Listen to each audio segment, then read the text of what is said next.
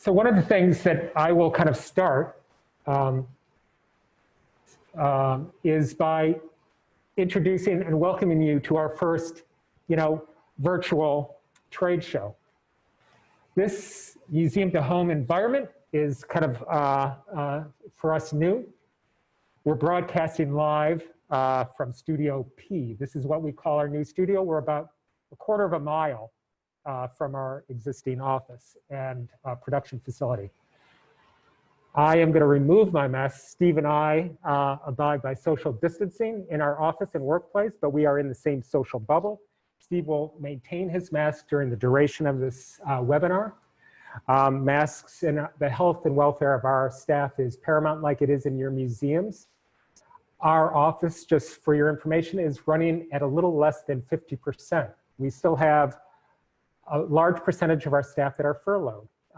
Like you, the summer has been painful, and we are, though, happy and have made a lot of, I think, significant progress with the direction. So I'm going to start. For those of you who don't know me, my name is David Gravine. I go by the official title of Ringmaster here at Popcorn, and that's largely because managing this kind of crazy new three-ring circus. With me today is, again, our sales director, Steve, Mr. Good Vibes Santangelo. Hi, everybody. He is managing many of the moving parts. And while it looks simple, there are many things kind of going on here that I know nothing about. We're also being assisted by our digital director, Ken Ridgway, who's also been a part of Popcorn for how many years? Maybe 20 years, almost. So we're lucky to have Ken and Steve, and they are largely responsible for building the studio, which is kind of a mini version of our trade show booth. Without them, we would not be here.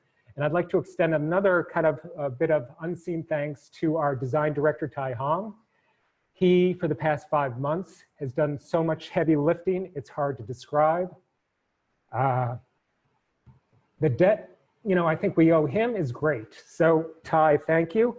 He makes working a pleasure every day. So Tai, thank you. What we are is kind of sad that we have missed the trade show season. We're sad that we missed the MSA Forward event in Cleveland. But this has given rise to kind of many exceptional things. And one of the exceptional things that I'm talking about is a person named artist Willie Cole. He approached us through his agent, Mari Del Sandro, about a month ago about working on a line. Today, you're going to get to meet and you'll get to be introduced to Willie Cole's work. An inspiring person, a great artist, and we're glad to have him and share with you some of his work and this initiative of Black Art Matters. These webinars may change to Zoom meetings, but they're going to be held every 2 weeks from this position. We're going to have different topics every week. We're going to have different guests, and we're going to share that schedule with you soon. For those of you who can't make it, it's going to be largely Thursday at 2 o'clock, and we know that will conflict with a lot of your schedules, but we are going to be recording these events and sharing them live on our YouTube channel. So watch for that. We'll be giving you specific instructions, but we look forward to kind of a lively engagement. And one of the things we like about this event and studio space is that we'll be able to host private Zoom meetings with all of you to share product development anytime the need arises. You could be involved with our design team, our production team, and you can do a lot of pre-proofing ahead of shipping things back and forth. So we're excited about this launch. Thank you for being here. And before we begin the start of this webinar, Steve's going to review a few details that he's shared already with some of you about the mechanics of this. But most importantly, he's going to share news on how you all who have registered will get your free museum nerd totes, right? These are non-woven totes. They're great. And I would just say that we have 1,000 of them, and by the end of today's session, we will have 0. So the attendance and turnout has been really great. We thank you for being here. And I'm going to share now the stage with Steve, who's going to bring you some of the details about the mechanics of this webinar. So hi, everybody. I said a little bit earlier, but if you're just joining us, this is a webinar format, which is different than a standard Zoom format. The difference being that you can see us, but we cannot see you or hear you. You'll be seeing us the entire time. We will be opening up Q&As at certain points, utilizing the raise your hand feature. The raise your hand feature is a button that's on your screen. I will see you raising your hand in order, and when we are in a Q&A section, I will be calling on you. Then everyone, including us, will be able to hear you. You ask your question, we'll answer it to the best of our ability, and then I will go on to the next person. What do you do if it's not a Q&A section? Well, I'm monitoring the chat the entire time, so if you have any questions, you can message it in there, and I will answer it when we have time as well, or if there's any issues with the formatting or anything like that, you can ask it in the chat as well. I'll also be sharing a lot of information throughout, my contact information, other key details, so keep checking the chat for that as well. Now, what David was mentioning about the free totes, we thought we were going to have a little more robust way to get your free totes, but it's going to be very simple. At the end of this, email me, send me your shipping address, and we will get the free totes out to you. I'm going to actually put my contact email in the chat right now, so you'll be able to copy and paste it and get that email off to me. Again, we'll be sending you the free totes directly after we get the email. Well, so I'm going to put that in right now. You know, not that I need to interject here, but I think we can send them directly to all the registrants who have participated. We have a log of all of you. So I don't think we'll need to do that. We'll just confirm the shipping address for those of you who aren't yet back in your museum and want them shipped at a later date or to a different direction, right? So I don't think we even need them to respond with an email, okay? So by our little setup here, you can tell we are not subtle people. We are museum nerds, and we think you are too, and that's why you're here. Steve, our next slide.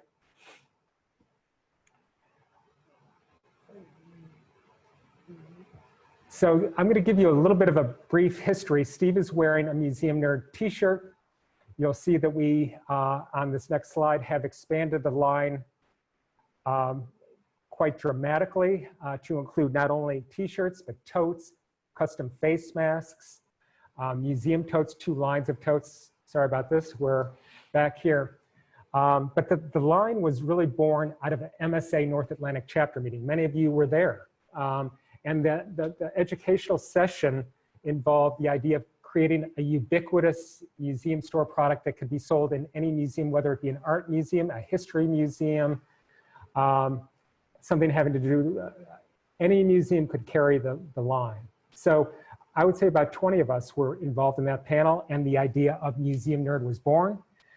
I am going to give Penny Bigmore kind of credit for coming up with this kind of idea, formerly of the Peabody Essex. I'm not exactly sure. I know Anna was there. But during the channel of this, during the chapter meeting, the project was handed off to Popcorn and our design team. And over about the next year and a half, we kind of went back and forth with members of that session and came up with this color ribboned Museum Nerd logo design. And the Museum Nerd line launched really last summer at New York Now, but got its full kind of really act together just in time for the pandemic. So one of the things that it's been off to kind of a slow start, but we know the reception has been terrific in the museum stores that it's been in. And what we're trying to do is encourage you to look at the line. Steve is going to go over the line in specifics. And I know there's not a lot of open to buy money, but this is the exciting part. It can be added to your website right now. We drop ship all these items direct to your consumer. And this drop ship program is something that we hope you'll consider, if not bringing in the entire line at the moment. In addition, one of the things that we are is concerned about exclusivity. I can't get out the word. But this line is only available and open to MSA members. If you are not a Museum Store Association member, you cannot purchase this item. It does not belong on Amazon, and it doesn't belong to any store other than Museum Store Association member stores. So that exclusive profile, we hope other vendors will adopt and share. We believe in exclusive, and hopefully we will find that is our kind of secret sauce as we kind of evolve the cultural commerce of museums in the age of Amazon, right? In addition, is our way of, giving thanks to not only the North Atlantic chapter, but MSA in particular, we are returning 5% of the sale of all this merchandise back to the chapters from which the sale was made. So the North Testing, Atlantic testing. chapter sells somebody. All right, so Ken, you're going to cut in when you, well, I'll explain it when I get down there, but basically the video of me doesn't matter, it's just the screen sharing. And it's our small way of thanking MSA for the really wonderful professional community they have empowered for over 60 years. And like Susan Tudor, MSA's immediate past president, likes to say, together we're better. And you know, we believe it. You know, MSA has been really good to popcorn, and we in turn like to think that we are protective of MSA and its membership. So right now I'm going to turn over the camera to Steve, and he's going to walk you through the Museum Nerd lines. So now you'll see we're at the Museum Nerd homepage. So what we're going to do is show you how to log in and create an account. So first, you are on the homepage. You're going to go up to this little guy right here, click on it, and it's going to launch the login. Most of you do not have an account yet, so what you're going to do is go down here to create account, fill in your first name, your last name, your email. Now this email has to be associated with your museum or institution, and then create a password and click create.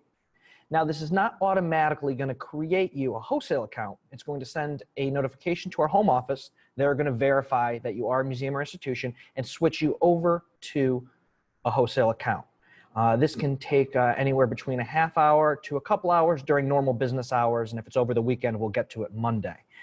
So now I'm actually going to back out because I already have an account. I'm going to show you how it works. So assuming you have an account, you sign in. Now this is going to give you access to all of our lines at wholesale pricing. So if we go over to Museum Nerd, go to Apparel, you'll see that all the pricing is now wholesale pricing. Same thing with Willie Cole, and same thing with Willie Cole. So if you were to click on a product, say it's the mask, now you can add this to your cart at wholesale pricing.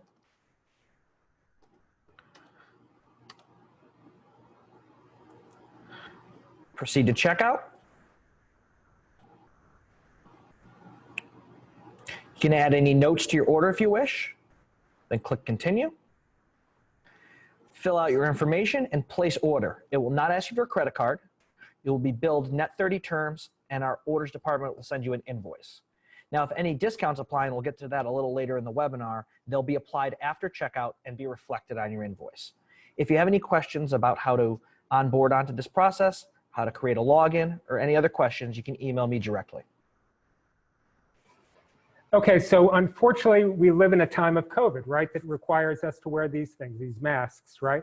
And again, one of the real key categories right now for museum retail has been masks. You have all probably already purchased masks. You've probably seen a spike in sales. Masks aren't going away anytime soon. We make masks two places. One in China. This premium mask is made in China. Sorry about that. And we make them here in Hartford. There are differences that Steve's going to go over. I'm told by industry insiders that our premium mask that is made in China is one of the most comfortable, best fitting masks. It has a lot of features that Steve is going to go over, but really, really a high quality, comfortable, safe mask to be used. So Steve, I'm going to let you run through the custom mask program.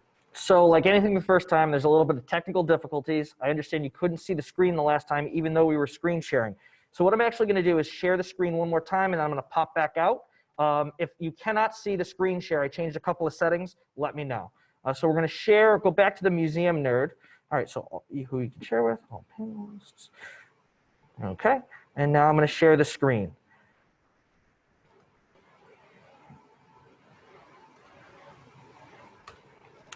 Okay, so now we're back at the Museum Nerd site, which I understand a few of you couldn't see. So I'm actually going to back out here, okay? Now, we are screen sharing, and now I'm actually going to stop screen sharing, and I'd like everybody after this, if you cannot see the screen, you can see the screen, let me know. Okay, Mary Lynn says it's perfect, so now we can see the screen. So David, this might take a little bit longer, but I'm quickly going to go through what I just went through. because I know the screen wasn't sharing. Well, I think you can fast forward and return to this Okay. maybe afterwards. We're here for an hour. We understand your time is kind of limited, but Steve and I will stay on as long as possible. If you have trouble logging in or seeing how to log into a screen, it's not that difficult. If I could do it, you could do it, I assure you. But we are going to kind of jump it forward, but we will stay on as long as necessary and can be reached anytime. So Steve, back to our custom face mask program. All right. So now I'm going to just share the screen again. And again, if you can't see the screen, just message us and I will fix that immediately. But we're going to go down to our custom face masks. Yep. Okay, so our custom face masks, we have two options. And I'm going to start with the first one, which is our premium mask. Now, our premium mask is available as custom, and then we've also done our open stock Museum Nerd on premium. Museum Nerd mask is the only mask we have produced on our premium mask. Now, what makes it a premium mask? This is by far the most robust mask we have available. It fits great. It offers 5 layers of protection, which you can see expanded right here. What's the 5 layers of protection? Well, aside from the fabric itself, front and back, there's a replaceable filter inside the mask. And this filter can be easily removed to be replaced with a clean one after 15 to 20 days, depending on usage. So what I'm actually going to do is I'm going to transfer over to our second camera. So I'm actually going to stop screen sharing. And just in the comments, everybody can see that screen share really quick. Just if somebody could say yes or no, I'd appreciate that to make sure we don't have any more technical issues. And then I asked, perfect. All right. And then I'm actually going to go over to our second camera. This is a lot of stuff to do at once, so bear with me. So this is Ken being Vanna White, holding our premium Museum Nerd mask. Now you're seeing the front of it, which can be printed in full color, full bleed edge to edge. And then we're going to turn over to the loops. The loops can be either white or black. And then they have adjusters on the side, which can be pulled tight to the ear, which ensure a perfect fit on either side. So it's a really, really good form-fitting mask. Additionally, in the nose, there's an embedded bendable metal clip. So that's ensuring a perfect fit on the top to the nose. And then if you flip that around back, Ken, you're going to see the replacement filter, and just pull that right out. So now each package comes with the filter and then a replacement filter. And you'll see that number at the top. That's PM 2.5. We can stock you with replacement filters, but the minimum is going to be 1,000 filters. But the great thing about this is that you can actually purchase these filters through various channels online just by Googling PM 2.5 filters. And you can buy them retail, minimum of 1. And you can also, your retail customers can do that as well. And now you're seeing the packaging. This is how it comes. It comes with the 2 filters inside the mask. Each filter is sealed, so it's sterile, the mask itself. And then if you flip that over, Ken, after you put those back in, you'll see the full color label. So that's how these Museum Nerd premium masks and how your custom premium masks would come. Excellent. Excellent, excellent. So we're going to kind of dovetail from the premium mask to our standard mask. Now, the standard mask, it kind of is like many of the products we make in Hartford, kind of on demand. So if you needed one, we can make one. It's a very flexible, dynamic kind of program, and it's very robust so that we can add a lot of graphics, you know, with a very, very low minimum. So Steve is going to run you through our open stock standard. We have an open stock collection, but also the custom stock masks that we think you should be kind of interested in. Okay, Steve? So why don't you run through that? All right, so now I'm gonna open up. Okay. So this is our standard domestic mask. This is the option that's not as robust as the premium mask, but doesn't have as high a minimum. And I don't know if you read it on the premium mask that the minimum is 500 per design and you need to order 1,000 total. So it's a fairly big minimum, but again, it's a premium mask. The standard domestic, which you're viewing right now, is our answer to that high minimum. While not as robust as the 5-layer mask, this one does still offer 3 layers of protection. It offers a great packaging solution, and it offers adjustable ear loop straps we'll talk about in a minute, and it comes in 3 different sizes to ensure the perfect fit. So what I'm going to actually do is switch over to our second camera again, and I'm going to show you, we have to stop screen sharing. And I will actually show you this mask in real time. Okay, so Ken has a large mask up there. So this offers 3 layers of protection. The first is 100% polyester, the middle is 100% cotton, and the back is 100% polyester. It comes again in 3 sizes, and you're seeing the large right there. And Ken, I'm going to have you switch to the medium. So the medium size is the size that we're saying fits most. When in doubt, this is the size you should be ordering. This, in combination with the mask strap adjusters, which we'll show in a moment, fits the most common size faces, large fitting larger faces. And then if we switch to the next one, the 3rd size is small. Now, small is really not meant for adults. It's a children's size. So we reserve that almost completely for children's sizes. Now, the medium and large in the packaging comes with a strap loop adjuster, which he's showing in the packaging right there. And then, Ken, if you can take that out of the screen and then actually hold up a mask, this is what the strap adjuster looks like. And he's going to demonstrate it quickly. It's clear, it's plastic, it has 3 notches on either side. And if he can quickly show, either side attaches to the loops, goes behind your head, and not only does it help form-fitting onto your face, but takes the tension off the back of your ears. So it ensures the perfect fit while maintaining it being as comfortable as possible. And then the last thing about this is that when you're wearing it around your neck, it also holds it around your neck so you don't lose your mask. So it's got a bunch of features with that, and that is included in the packaging. Okay, I'm going to switch back over to you, David. Cool. So face masks, we're making a lot of face masks, and we can help, really you with programs large or small right away. And I would really encourage you to bring in the Museum Nerd mask. It's a great mask. But this kind of brings us right now to kind of one of the big takeaways for today's event. And it's really, we've alluded to it earlier, but it's the Museum to Home merchandise program. And it's a dropship program, right? But one of the things that you may or may not know about Popcorn is that for the past 15 years, we've been working with the largest entertainment companies on the planet. Universal, NBC, the History Channel, all these websites are being powered by Popcorn. We are making products on demand, shipping direct to consumer. Up till now, we really have not, entered the museum store marketplace in this way. And now it's, our time to do that. So the program is really simple. We are doing this every day and have been doing it every day for years. And now this is a time when I think you should consider this, especially with Q4 coming up. The program really is simple. The graphic is created by us for all the merchandise. We have over 25 different products that a graphic can be applied to. The merchandise is sold on your website, you bill the customer. We bill you for 50% of that retail sale. We charge you $8.95 a flat fee shipping, no matter the size of the order. So if your customer orders 1 mug, we charge you $8.95. If they order 288 mugs, we charge you $8.95. Our turnaround is 3 days or less, right? We haven't really discussed, sometimes people need things urgently in express kind of conditions. There would be a premium upcharge if you needed it the same day, but right now we're operating within our standard 3-day kind of window. So the products that you can really think to optimize: apparel, t-shirts, tote bags, we have mugs, we have magnet sets, button sets, relatively higher price point kind of items.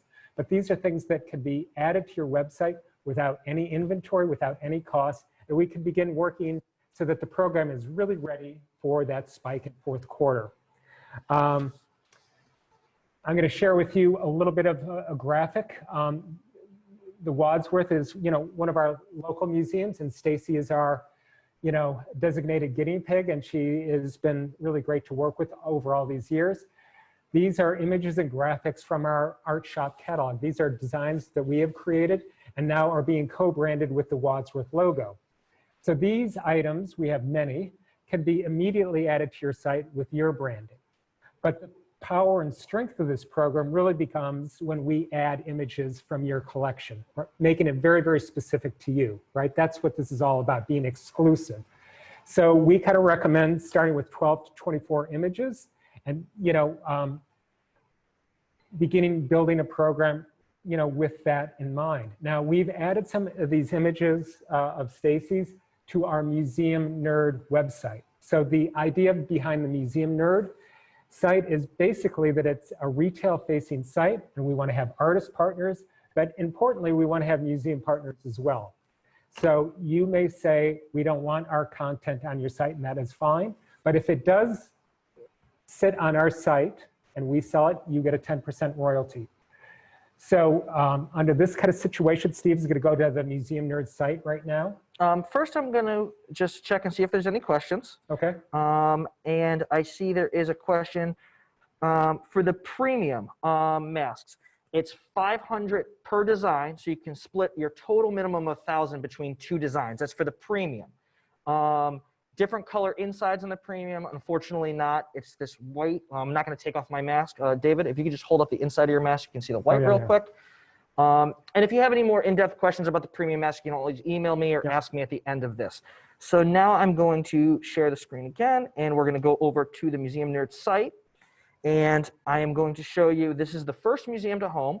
Hopefully, in the next couple of weeks, we'll have many more up here, but this is the first one we've added. And now we're going to go to the Wadsworth homepage. So this is on our Museum Nerd site, and this is the Wadsworth homepage. And I'm going to quickly scroll through it and show the products. So these are products we've uploaded that now retail customers can purchase today at retail pricing using that commission structure to the Wadsworth that David mentioned earlier. This right here is that wall mug design that David mentioned earlier, and then a few other things that we've created for the Wadsworth over the years. So what is important about this program is that for many of you, we have developed product over time that may not be kind of strong enough sellers that you've considered giving it retail space in your store, but they can sit on your website without any problem. So we can revisit those designs and create new designs, a strong core. Really within a couple of weeks, we would have a dedicated designer to your program. And imagine the initiative is kind of built on the idea of Shutterfly for museums. So we have designers, not ready-made templates, that are going to design custom product that is going to be made and sold on demand. It can certainly form a part of your in-store merchandise, but it's designed to be sitting on your platform and hopefully the Museum Nerd site as well. So the next slide, Steve is going to share, most of you are kind of familiar, but when we choose an image from your collection, we would then provide this kind of like layout and assortment of products. So immediately you see you have 24 different products or 12 or whatever is on the screen. Some of these products would not be available on demand that you see on the screen. One is an enamel pin. Those are not on-demand items, nor are umbrellas, but almost everything else on that screen is an on-demand item. So as I said, many of you have print-on-demand programs, but we're talking about a more robust merchandise on-demand program where we're going to make and ship one, right? And I think it's something that we're happy to discuss in more detail down anytime, but this is what we want you to be thinking about in the next month so that we're ready for the fourth quarter. Okay, so one of the things that we're here and excited about, I am wearing a Black Art Matters hoodie. This is brand new for us, and this was brought to us by artist Willie Cole, this idea. And Willie approached us through his agent, Mari Del Sandro, who we've worked with before in the past. And the idea was to create something that was relevant to our time, right? And Willie's mission is to advocate for Black artists and bringing Black art up close and up front in cultural destinations around the world. And Black Art Matters is Black imagination at work, and we think it's going to help make the world a better place. This social justice, summer of social justice is going to extend for now a long way, and our museums have been deficient in bringing this initiative to the forefront. So we hope we could be a part of this. I'm going to introduce Willie because he's going to share a little bit about this idea and his work. And right now, if we go to this slide for Willie. So Willie, I'm glad to see we got you on video Willie, now. I was a little please. nervous for a second, but so first we're going to share this slide and then we'll switch over to you. Yeah, quick introduction about Willie. For those of you who don't know Willie Cole, he was born in New Jersey in 1955, right? And that's pretty important because New Jersey's been the base of his life and his art. And the underpinnings of his work are generated and sustained in New Jersey's dichotomies, right? It's miles of retail strips, which now have been kind of decimated. But it's also its regular position as the first or second among states with the highest median wealth, which is in sharp contrast to the state's industrial and natural wastelands, its poverty, and its ethnic and racial and urban discord. The impact of his urban African heritage remains in his art and has become multicultural and universal. His work now is more relevant today than ever. His artistic rise began in the late 1980s with his adaptations of American consumer objects like irons, clothing irons, and they were mostly found in Newark. And he transformed them into non-Western, mostly traditional African artistic forms and artifacts of belief. He has become best known for his assembled mixed media sculptural works, his paintings, and his drawings made of iron scorch marks. His heroes are African-American political leaders and advocates for human rights, such as Nelson Mandela, Elijah Muhammad, Malcolm X, and Rosa Parks. His exploration of racial identity and racial heritage places him within a remarkable generation of African-American artists that include Carrie James Marshall, Carrie Mae Weems, Ja'Kiah Booker, Whitfield Lovell, and Fred Wilson. Willie's art is in the permanent collection of major museums, including the Metropolitan Museum of Art, the High Museum of Art in Atlanta, the National Gallery of Art in DC, and of course, the Newark Museum in his hometown. So please join me in welcoming Willie Cole. Hi, Willie. Hey, how are you? Well, we tried to get Willie one of these hoodies, but UPS is a little slow today. So I'm wearing a prototype of the hoodie. Front side is Black Art Matters, and the back side is one of Willie's scorch marks, which is hard to see, right? I'm gonna let you do most of the talking about your work, Willie. We're really glad to have you here. Steve will control this kind of slides, but it kind of starts in bodies of your work. We're going to start kind of with your scorch marks and your domestic shields, but I'm not an art curator, so maybe you could talk to our attendees about your work. Yes. So everyone, this is Willie. I can definitely talk about my work. Well, up until probably the late 70s, I was primarily a painter. But I did some traveling around the world and decided that I need to focus on trying to define the meaning of African American. And African American, I just took those two words. I said American objects that have African suggestions or overtones in their design. And I didn't know what those objects were, but with that awareness and walking with that question in my mind, I began to notice things in objects. And the one that stood out the most at first glance was the steam iron. So I began to use the iron as kind of what about the steam iron? How did that kind of come into your life? What kind of, was there any eureka moment with the steam iron? Well, there are ironic moments for sure. A eureka moment, I guess, would be when I first saw one on the street that had been run over by a car, and it looked like an African mask. And that kind of got the whole thing started. It also triggered a lot of my memory about my own childhood because my great-grandmother worked as a domestic. So I always had a lot of irons around me. I grew up in a family of all women. And when an iron broke, it was my job to try to fix it. Wasn't that successful most of the time, but they had faith in me as a little boy to try to get that level of awareness and expertise. When I began to see the iron as a stand-in and a metaphor for everything about the African slave trade and diasporic experience, seeing each brand of iron representing a different tribe, because each iron brand has different steam hole patterns. I began to see those as scarifications. And I recognized that two irons together look like a slave ship. It just went on from there. You know, once you open yourself to creativity, it really does flow in, and I experienced that for many, many years. And of course, people responded to the work, and actually there was a critic in the New York Times that actually said that the colors of the scorch represents the various skin tones of African people. So that opened up another door of possibilities for me to see it that way. And it's just gone on and on from there. Originally it was the iron, but then it became the ironing board.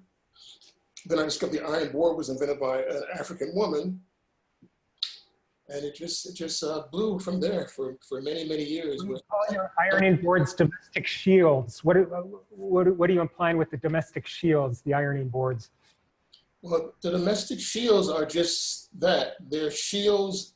I thought about the Zulu shield, how the South Africans, the Zulu in South Africa were in a war. Of course, you know that with the British. And I imagine their shields as these ironing boards. I got some inspiration by Malcolm X's speech, because Malcolm spoke about the house Negro and the field Negro. Of course, the house Negro is in the house doing all the domestic work. So I said, if there was revolt on the plantation, what would the tools, weapons, or defense of the house Negro be? And I said, well, he would use his shield, his ironing board, as a shield. So that's kind of how it came about. Ironically, years later, there were demonstrations on university campus in South Africa, and the students were using ironing boards as shields. So that kind of like art, it's kind of like life imitating art. Yes, not life imitating art, the other way around.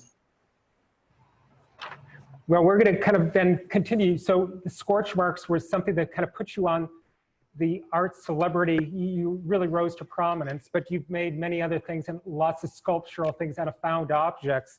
And one of the things that I really like are the sculptures you make out of shoes. So Steve is going to share with you another slide, and maybe you could talk about some of that work back.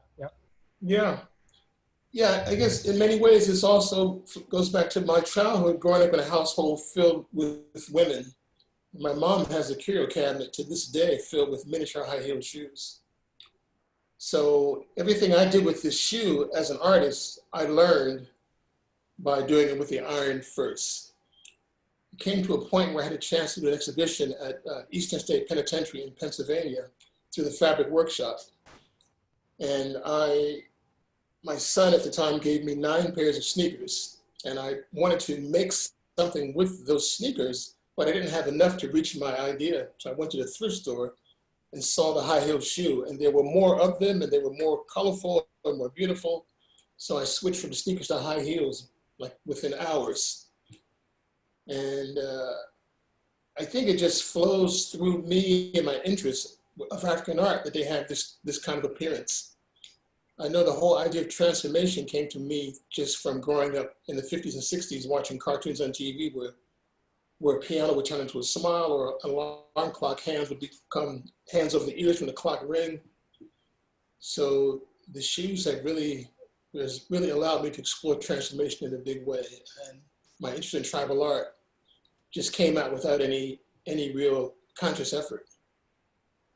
Well, we're talking to you from your studio, I presume. Where are you right now? Yes, my studio is in my home. So yes, okay, so my studio. Does that mean if we open your closet, thousands of shoes are going to fall out of the closet? I mean, I can't imagine what your studio looks like when you're creating some of these things, just piles of shoes and irons and lots of found objects. Is that what I'm going to be looking at? If I have a barn that's divided into 3 sections, and each section has a different object in it. So I do have probably close to 1 million high heels in one of those rooms, spread around tables. In another room, I have tons of irons. So you would see that. But in my personal closet, you'll see more shoes than I ever owned. That's interesting to me, actually, because I said my great grandmother worked for a doctor doing all of the domestic chores, and his kids were my age. So as a little kid, I would inherit all of their clothes that they would throw away. So I say by the 5th grade, I had like 3 pairs of shoes, which was more than I ever had up to that time. But now as an adult, I actually have like maybe 20 pairs of shoes, which is kind of crazy to me that I make art out of shoes, and I actually started buying more and more shoes. So yes, I could pour out a closet of shoes for you. For shoes, do you want pairs of shoes? You know, I'm sure we could put up, you know, a little flag for you. Or are you collecting something else right now? What are you working on right now? Anything? Because well, you know, that kind of ties into the times with the COVID experience. With that experience, I've actually started painting because I wanted to escape more from everything. The painting is a more cerebral experience for me than sculpture. And I live in a rural community, you know, kind of in the woods. So I do these big paintings outdoors. That's actually what I'm doing now. But I do a lot of things at once. In my shoe studio, I'm making animals out of shoes, but large, like the food dogs from China, out of shoes. I'm making wall hangings out of shoes. And in the Scorcher area, I just completed a piece for a show I have opening in Birmingham, Alabama next week. And that piece is all about the Black Lives Matters movement, where I use each scorch to represent a person who was killed while in police custody. So it all happens at the same time, but this week has been about painting. Cool. Well, I know that you're being considered for a commission on the High Line. Does that sculpture involve, how do shoes and stuff like that manage outside, or is this made out of a more durable material? What is that potential commission? I would make the original piece out of shoes, but then with technology, I would scan that, and then it would be printed out in styrofoam, enlarged, and then cast in bronze. So well, if there's any way we can advocate for you, we will. I'm going to share with you one more screen of work that has to do with another thing that you collect a lot of, which are plastic. Yes. Yes, the water bottles came in a very interesting way as well. Just from drinking water, noticing all the ridges in the bottle, suddenly it occurred to me that the bottle is like made for origami. And I began to squeeze the bottle and convert it into different animal forms. And that night I actually had a dream, as corny as it sounds. I dreamed about a chandelier made of water bottles, and that there was a Buddha in every bottle. So I walked for days with the phrase, a Buddha in every bottle, like a chicken in every pot. So I made this image on the right is actually a room. It's actually a firehouse I converted into 2 rooms that are 15 feet by 15 feet, a hallway between the 2 rooms, and each room has a chandelier. The back room has what was my first chandelier, the Buddha chandelier. The image on the left shows one of my enlarged shoe sculptures. So again, it was made out of shoes originally, but now it's in bronze. The chandelier in the back was just kind of like a giant strawberry by adding a color red to it. But you know, I did it aesthetically, but it's become political because of the world we live in. As a result, right. I've connected to organizations like Wells Bring Hope that deals with water. And also the city of Newark right now has a water crisis. So they're distributing bottled water to all the residents, as they are in Detroit as well. So is the firehouse, is that a permanent installation, or is that gone? Is that just a record of something you've done in the past, or does that still exist? The firehouse is still there, but my piece is no longer there. Okay. But my chandeliers are all over the place. I get a lot of commissions to make chandeliers. So you will find them in movie theaters, and you'll find them in office buildings. In New Jersey. Well, we have a large studio here, Willie, and it's just right for a great, you know, hanging piece. But one of the things that I wanted to do is we kind of talked about the Black Art Matters kind of initiative, you know, that you kind of brought to our attention. Right. And I'm going to let, you know, some of our attendees ask you a few questions in particular, but I have one for you that is a little less serious and a little bit more light. When you were 5 years old, you were declared a southpaw, like our former President Barack Obama. So what does it mean being left-handed in a right-handed world? Has that affected your, I would say, path through this world and Well, you know, there's creativity with being left-handed? Yeah. that's a serious question for me. It's affected my life in many ways. I've had a hard time with certain appliances, like handheld things like can openers and things like that. I received a guitar when I was 8 years old, but nobody would give me lessons because I was left-handed. So it has been quite a thing, but actually I'm ambidextrous. I realized years later, when I make art, I work with both hands, depending on what hand has the greatest reach or access to the surface or material I'm working with. I had to live with that phrase that I owe the devil a day's work. So all those things have been thrown at me as a left-handed person.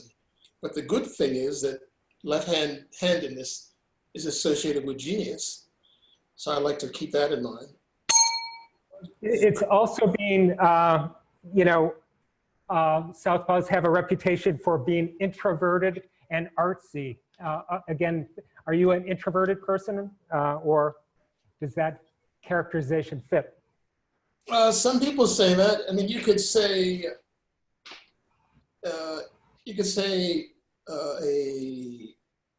introverted. You can say insulated. You can say loner. You know, it's all point of view. But on the higher or actually on the lower and lighter level, they all mean the same thing.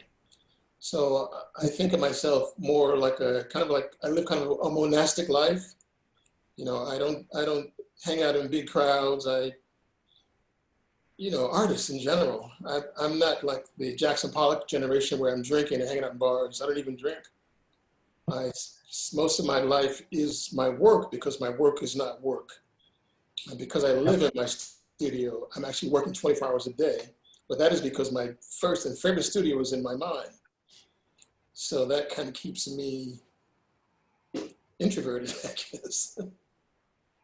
Yeah, well, one of the things that I also wanted you to talk about, and I have a little information, for our attendees, you know, most of them are museum store professionals. We're hoping that they're going to be interested in bringing in the Black Art line of merchandise that we've developed. Steve is going to share, you know, slides of this. Most of them probably don't know. You have a strong background in graphic design, and I think we're a professional graphic designer. And I think you were and shaped a lot of this program, right? You know, so this wasn't just popcorn going to town with the packaging. All these elements were considered, and I would say not single-handedly designed by you, but that was an important element of this whole project, is that you and Mari were very much a part of the design process. Yes. But one of the things that, you know, you made very clear from the beginning that there had to be a charity component, and 10% of the sales of this merchandise are going to Wellspring Hope. Yes. Can you tell us a little bit about Wellspring Hope? Yes, well, Wellspring Hope is an organization that I've met in California, and their mission is to bring clean, fresh water to the areas of the world that are drought-stricken and where it's hard to access clean water. And when you see the joy on the faces of the children when they can finally get clean water easily for the first time, it's very emotional. I mean, the first time I saw that video, of course I was alone, but you know, I cried. So I want to read you a few statistics from their website, right? Pardon? I said I'm going to read you a few statistics from their website, right? Yes. They work in only one country, and that's Niger, West Africa, right? It is the poorest country in the world. 1 in 7 children die before the age of 5. 1 in 7 children die before the age of 5. 61% of the villagers, the rural villagers, lack safe water.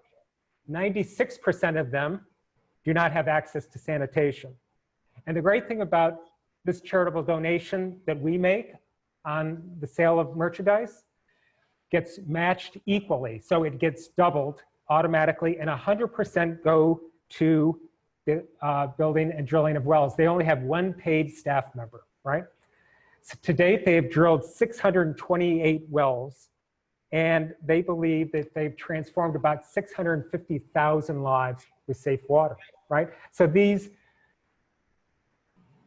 merchandise kind of sales, I think are saving and will save lives, right? Our goal as a company is to contribute at least $10,000 to Wells Bring Hope in the first year with our museum partners' help, right?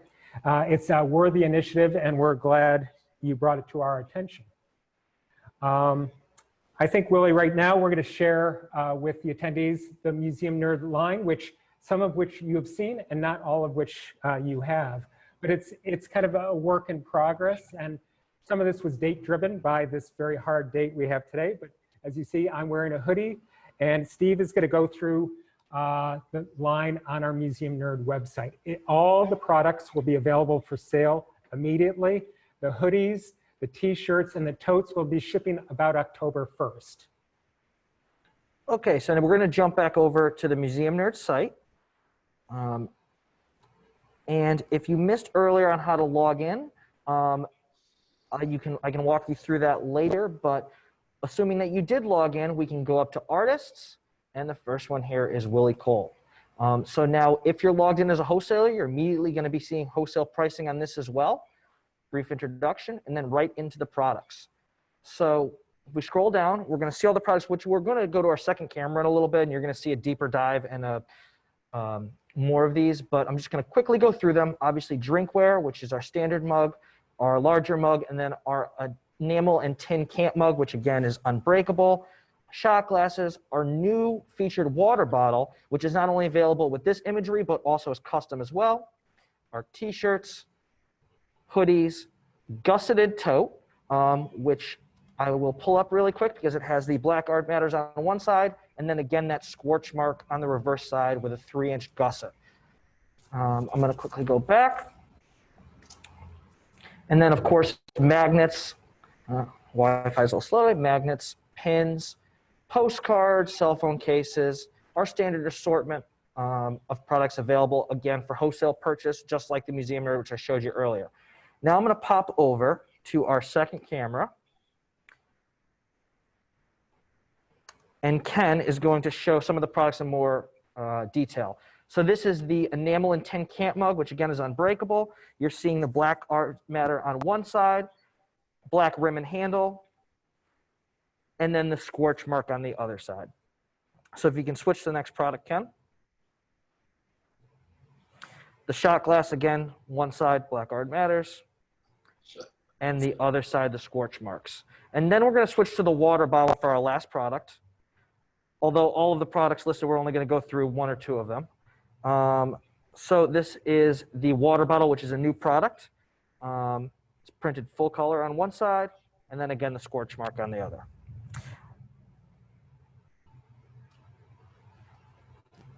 David? Yeah, so one of the things that, to kind of really kickstart this, it's cool. We are not going to discount this really very much. It's only going to be with this initial offering. And to encourage you into this line, Willie has also agreed to sign a limited edition scorch print for any of you who buy opening orders $250, but any of you who bring this line into your museum store will get a signed print from Willie, right? So this initiative is just, being born right now. We've tried to be fast reacting, and we've also discussed if it grows in scope and nature, Willie will reach out to other artists, and we hope to expand it with other artwork that will all go back and feed this idea of Wells Bring Hope and artist initiatives. And David, we have a couple of questions, one of which I think you can answer. Black Art Matters is only available through two MSA members? It is not. One of the things that we didn't discuss that with Willie, but I don't think he had any understanding or bearing of the MSA and what that association means to us. So there is going to be an open aspect. We will not sell it on Amazon. They will be specific. We don't have any guidelines, but they will be, again, something that will be Amazon free. I guarantee you that. And So then the next question was about the discount. So while we won't be discounting this normally, through September 17th, this will be discounted. If you order it wholesale through the Museum Nerd site, it will be applied after checkout. It's going to be 10% off. And this is the only time in the history of this line that we'll be offering any sort of discount. After the 17th, it'll be standard pricing across the board. yeah, the hope for us is to, this is an initiative that has kind of at its root social good, right? We're trying to do something with a social good, and we think it's relevant for the museum store marketplace. So we will talk to Willie about making it exclusive to MSA membership, but we have not, I don't think had that conversation. Is there another question? Is there any other questions before we move on? No? Okay. So for those of you who don't know much about Willie's work, I know this was the catalog from his show at Newark. I really love it. It's a great introduction to his work. His site is something that we think is, again, another entree into his work, but learn more. We actually have imagined this available in other colorways. This will be a kind of a open edition, but other colorways may be possible if the line kind of succeeds, but we'll have to kind of see. But I am really honored that this project came to us. It's a great pleasure to work with Willie, and we hope to have him back again sometime soon to kind of talk more, and maybe even with somebody who's more knowledgeable and can speak more specifically about his work, because it's fascinating and relevant, and it's been a pleasure. So thank you, Willie. Thank you, Mari. And we look forward to, well, keeping in touch, and let us know what you think of the hoodie when it arrives later today. So right now, Willie, we're going to say, we're going to move on to our next product line. But we hope and we'll invite you back, and thank you again. Thank you. Thank you. Okay. So when we were exhibiting last year in Atlanta in the Museum Store Association's Museum Collective, we were approached by a company, which doesn't happen very frequently, and we got into a rather good conversation with the sales director. And she is now working for a company named Solo New York. And it's a line of luggage and backpacks and totes made from recycled product. It's I'll call it a luxury brand, and one that we really like. It aligns with our mission to get water bottles kind of out of use. It aligns with Willie's mission about, getting rid of water bottles. And the thing about it is it's very handsome, and it can be embroidered and personalized in the States with low minimums, 24-piece minimums. So we brought that line in. Really, yep. Sorry. So we're launching this initiative. Today we're going to give away 24 embroidered backpacks. Steve's going to kind of run through the line. It's all recycled. It's not 100% bottles, but a large percentage of it is. It comes in this one color. It's kind of a cool gray. Steve likens it to a luxury Herschel brand, which he kind of likes, but it's very, very handsome. It's very unique, and really with the 24-piece minimum embroidery, it's an easy add to your line. Without embroidery, you could be ordering 4 to 8 pieces per style. So Steve is going to kind of run through the line, and we're going to show some details, and then we're going to have the drawing. Okay? So this is the mini backpack again. I think it's very similar to Herschel brand, with the exception of the fact that it's made with recycled plastic, which I love. And if I had the option to buy this originally when I bought my backpack, this is where I would be purchasing. So this is the first one, which we're going to be giving away shortly after this presentation. At the end of this section, we're going to be drawing a name, and we're giving away 24 embroidered, custom embroidered mini backpacks. So this is that first one, but then I'm going to show you the expanded line. These are all products that can be embroidered with your logo. You see it ranges from anywhere from laptop cases to rolling backpacks to rolling duffel bags to totes to different size backpacks and traveling cases. So I'm actually going to go over to the second camera. Ken, do you have that backpack up there right now? Okay. So this is a better view of the backpack. You can see we embroidered it with MoMA. David, do you have anything to add about this?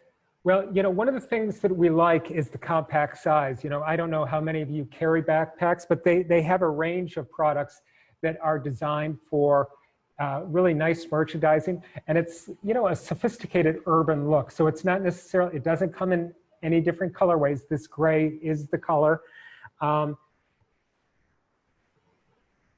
But the idea really is, you know, aligning with our recycling mission. We offer totes. Their tote is phenomenal, right? It's a really high quality. We have samples of all the luggage here. We can have a whole session where we kind of go over the compartments and all that kind of stuff, but it's... And if they have any questions about pricing or anything, please contact me directly. You know, we're a little limited on time. All of you registrants will be getting a catalog email to you and a link to this online.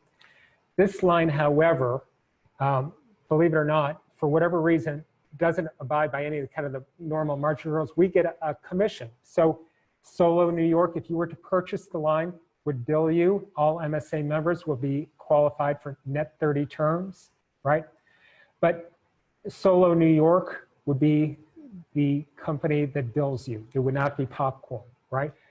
We would handle all customer service and order placements. The order would come to us, but you would be billed from Solo New York. So that is the one thing that is a little bit different for us. But other than that, you know, their turnaround, the embroidery takes place in California. Their factory, they're headquartered in New York, but the embroidery, all custom embroidery, ships out of California. Okay, so now we're going to go over to the drawing. Yeah. Okay, so I'm going to transfer over to the second camera again, and you're going to see our bowl. Now, if you registered over the past week up until this morning, we've put your name on a piece of paper and put it into the bowl. So we're going to draw right now. Ken, let's pull through there, and he's going to... This is what the Powerball is like, I guess. All right, and hold up the name.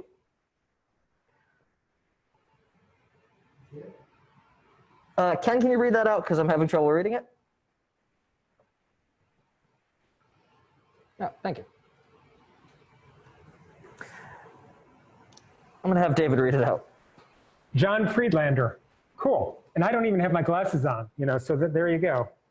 So, John, are you here? Cool. John, you won't be able to talk, but I will contact you after and tell you how to claim your winnings. Well, congratulations, John. So thanks for hanging in here with us for this. I know we've kind of run a little bit long. We just have a couple more things to kind of really go over. There are some products that we're offering also on discount today. One is this fancy, cool umbrella. Steve has the information about this, but this is a self-opening and closing Rosie the Riveter umbrella. These are 20% off. The standard price is $12.75. The sale price is $10.25. And again, these are going to be on our site. If you go under the nerd page, you'll be able to buy these wholesale with your login. Again, 20% off until September 17th. That discount's applied after checkout, but you will be getting the wholesale pricing for the umbrellas and the eyeglass casing on the site. The eyeglass case sale price is $4.40, but you should also consider these are products made through our partner in China. So great quality, great supply chain. And if you're considering something like this for 2021, I think we're a good resource to help you with those custom projects. But right now, these are in stock, and this is while supplies last. We don't have an infinite number of these, but while supplies last, they're available for 20%. So really, this is kind of bringing us to an end. One of the things that we are hoping is that you'll come back, right? Come back in 2 weeks. We're going to have a special artist guest in 2 weeks. We're also going to be talking about certain products that we have. Obviously, this year was the year of women and the 19th Amendment and the suffrage moment. So we're going to talk about the Votes for Women program we have in place. Steve, slide.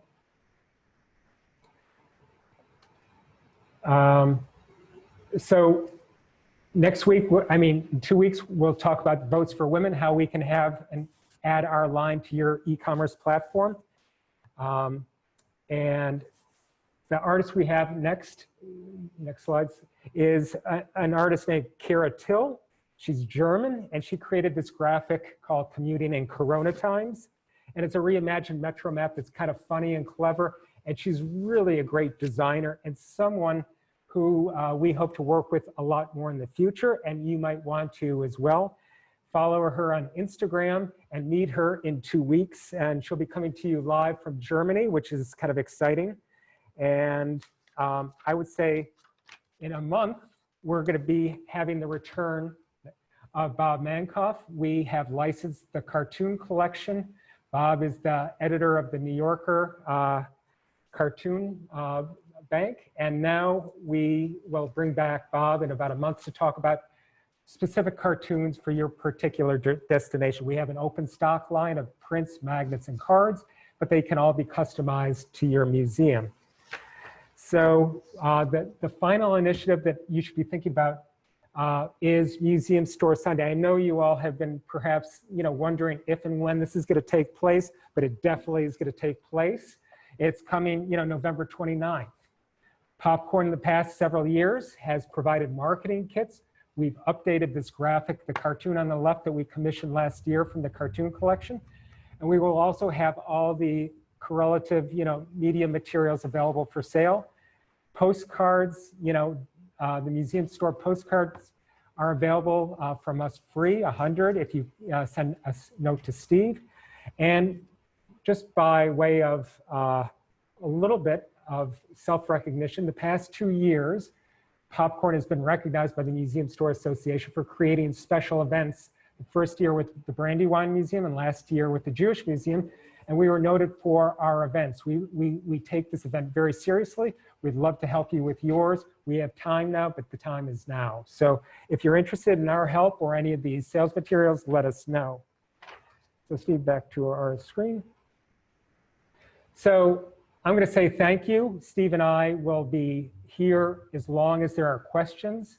I hope you found this is interesting. The big takeaways for us today are the Museum to Home dropship program. We hope you really consider us and put us to work on that. The Black Art Matters, please. I think that the time is now for this. And of course, bringing in the Museum Nerd line online or in your retail store. I think these are 3 almost no-brainers. So thank you again. And remember, together we're better. And thank you again. Thank you, Steve. Thank you, Ken. Thank you, Ty. Thank you, Annette. Thank you, Karen. Our staff is, anxious to come back. We hope your staff and you all will get back to work soon. We know it's been a tough year, and we're here to help however we can. All right, guys. So we will, like he said, we'll stay on for any questions you have. If you raise your hand, I'll actually select you guys, and you guys can speak. So we'll be able to hear you, and you'll be able to hear us. So if you have any questions, raise your hand now, or you can put it in the chat. And for those of you leaving us, thank you. We'll see you. All right. So I don't have any questions yet. Okay. I have a question. Are you buying us all beer after this? I think so. Okay, there we go.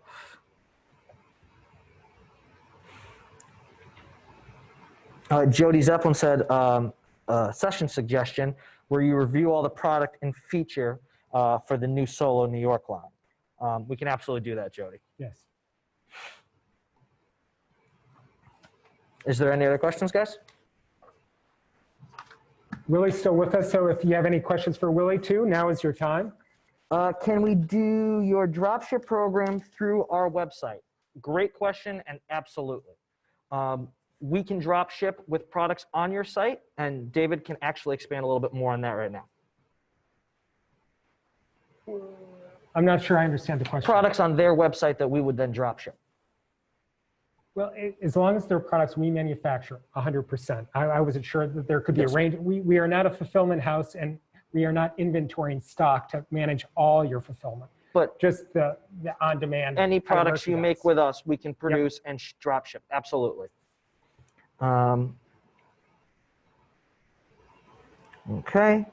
Another question about drop ships. So what is the lead time for backpacks with custom embroidery? We think it will be, the turnaround will be quick. We think it's less than a month, right? The artist renderings, you know, we've done tests with, you know, several. We have a Yellowstone backpack here that we've done, and the pre-production, you know, designs that we sent them are articulated and executed perfectly. So we haven't had any, because the color isn't a real issue, we've had really great success. So the proofing process doesn't, you know, take very long. So I think it's a month or less. Okay, and then we have another question. How do you set it up for your site? So for your site, any product we make that you'd like us to drop ship, we would provide high resolution mock-ups that you can immediately add to your site. You would submit orders to us and we would drop ship. Now, if you're adding your products to the Museum Nerd site as the Museum to Home section, we would have those web-ready images. We would populate our own site and take orders directly from that. And if David, if I missed anything there. No, I think that's pretty clear. The real goal for us is to kind of initiate, you know, a clear program where we design, you know, 6 different products with 12 to 24 different images and create almost a whole new category for you. But they could be blended in amongst your, you know, existing site. But, you know, it would be, you know, something we could do and actuate within a couple weeks, right? And for our existing designs, like our art shop catalog, those could be put into place in really a matter of days. So then Rebecca has a question about Museum Store Sunday.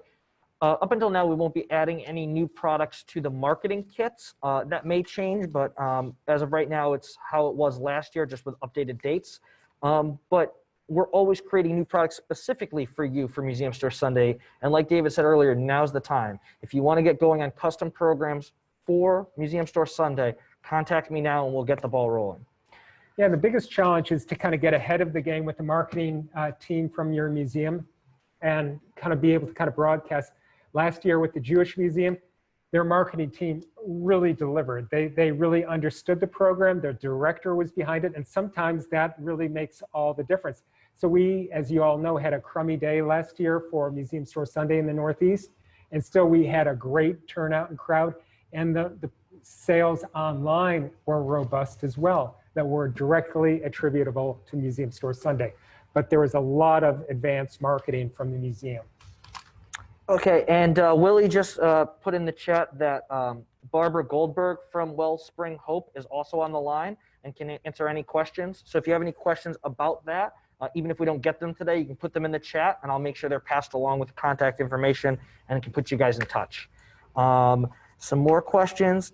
We went over the, please clarify, is the Black Art Matters line available for non-MSA members? Currently, yes. The Black Art Matters is available for non-MSA members.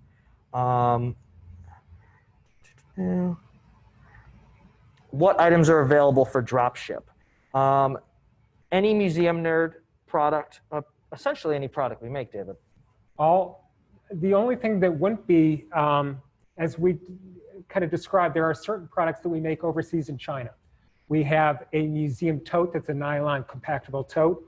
Again, it has to be ordered in quantity. Umbrellas, glass magnets, glass paperweights, all those items cannot be drop shipped. But you know, the prints, magnets, mouse pads, phone covers, tote bags, messenger bags, there's a huge array of product that we drop ship. There is, though, you know, if you have a sticker, for instance, right now, and we sell stickers, right? But you know, adding a drop ship sticker when we have a dropship fee of $8.95 is a barrier. So most of the items that I'm suggesting have a higher retail price point. Okay, so David, there's actually one for Willie. I'm going to have you read the question out loud.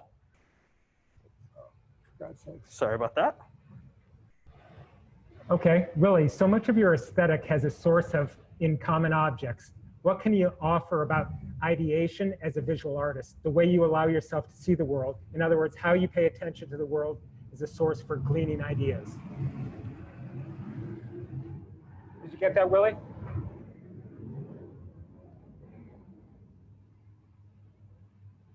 Did you hear that question? Yep. Yes, I did. Yes, I did. Okay. I find that, all children are creative.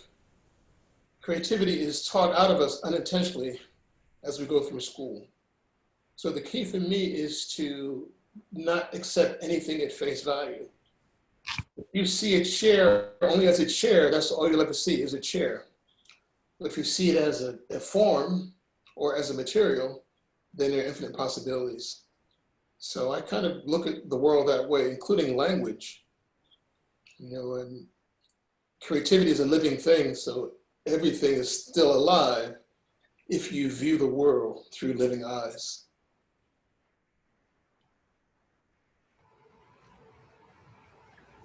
Well, it's interesting to me that during this pandemic, I was kind of wondering how it affected you, right? And you said you have returned to painting and you haven't painted for an awfully long time, right? Has there been anything else? Have you been energized or enervated? I mean, what has your frame of mind been during this pandemic? Has it sparked new directions other than painting? Yes, it's actually, those like with the sculpture, I sometimes have assistants. With painting and drawing is a more isolated activity. So in the month of August, I did one drawing a day. I began to think that any day now for any human being could be the last day of their lives because of the pandemic, because of the mystery of the pandemic, and because it's an invisible pandemic. So I should live each day full blown. I should be the greatest Willie Cole I can be every day of my life. So that has got me to doing projects that I can do in one day. So I was doing a drawing a day last month. I thought I was doing a painting a day this month, but each painting has taken me 3 days to do. I've chosen to make the paintings more about invisible things. Like my paintings have been about the energy waves in the environment, Bluetooth, Wi-Fi, G5. The paintings are about those things. They're not representational. And that's, it's like the virus is invisible. So I would say it's affected me in that way. It's made me just more aware that tomorrow's not promised. And it's put emphasis on how important it is to be as present, as vital, and as direct as I can be in this moment. Well, you kind of referenced, the domesticity of the irons and, your mother. And I'm wondering, becoming a father, did that affect your work in any kind of direct way? Your mother seems to have had an effect on, a certain direction of art. Do your kids play a role? Everything in my life affects my work, but that is a good question because, as I said, I was a painter for many years. Since I was a little kid, painting was my main thing, since I was 3 years old. But when the toy called the Transformer came out, my son had a Transformer. And seeing him come into my studio with a car that then became a gun, then became a robot, inspired me to do the same thing with the steam iron. So yes, kids definitely affect my work. I have 4 children. My daughter was born in the time of SpongeBob. That got me interested in cartooning a lot and writing children's stories. So yes, definitely. All right, I think our last question, and I won't put Willie on the spot with this, but Karen McNeely asked, would Willie do a video for our virtual Museum Store Sunday event? And I won't put you on the spot right now, Willie, but I will connect you with Karen. Well, Willie doesn't even know what Museum Store Sunday is, this initiative. So we could talk to them, but yes, let's hope that, Willie can participate, I think, in a very profound way, right? The addition of artists into the museum retail experience are powerful additions, right? And they make these events really special. So I'm not going to put Willie on the spot, but I'm going to do some arm twisting behind the scenes. So I hope you can be a part of this event. It's a big initiative, and I think you could be a really signature voice for this year's Museum Store Sunday. Oh, great. Sounds good. Yeah, 1,200 museums are participating worldwide. 1,200, right?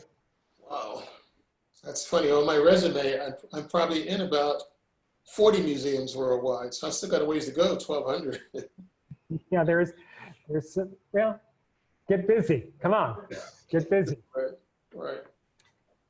That's true. All right, so David, I think that was the last question. But if you have any questions about any things we went through today, how to log into the Museum Nerd site for retail and for wholesale, how to access our dropship programs or museum to home programs, any questions you have, email me directly. I will put my email address in the comments one more time, but it's very simple. It's steve@popcorncustomproducts.com. And again, yeah, I'll answer any questions you have. I will also be in touch on how to receive your free totes.